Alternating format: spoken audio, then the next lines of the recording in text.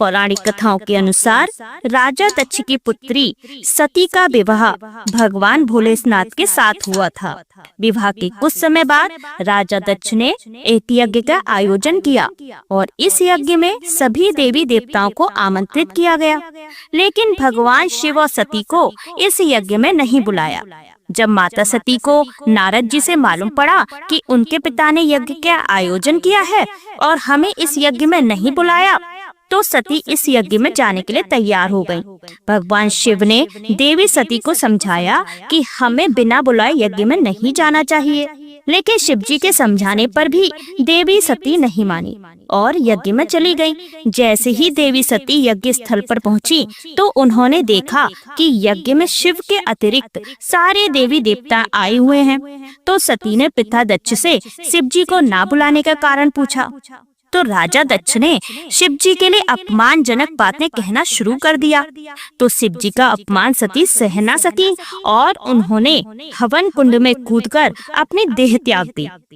जब भगवान शिव को इस बात का पता चला तो वे बहुत ही क्रोधित हुए और शिव जी के क्रोध से वीरभद्र प्रकट हुए। इसके बाद शिव जी के कहने पर वीरभद्र ने पूरे यज्ञ स्थल को उजाड़ दिया और राजा दक्ष का सिर काट दिया। लेकिन देवी सती ने हवन कुंड में कूदते समय खुद से वादा किया था कि मैं फिर से जन्म लेकर भगवान शिव की अर्धांगिनी बनूंगी। और फिर उन्होंने हिमालय राज के घर पार्वती के रूप में जन्म लिया। जब पार्वती जी बड़ी हुई तो वह रोजाना अपनी सहेलियों के साथ भगवान शिव के दर्शन करने के लिए कैलाश चली जाया करती थी।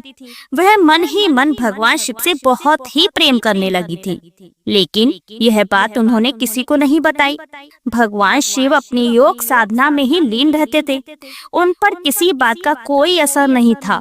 एक बार देव ऋषि नारद हिमालय के घर पहुँचे।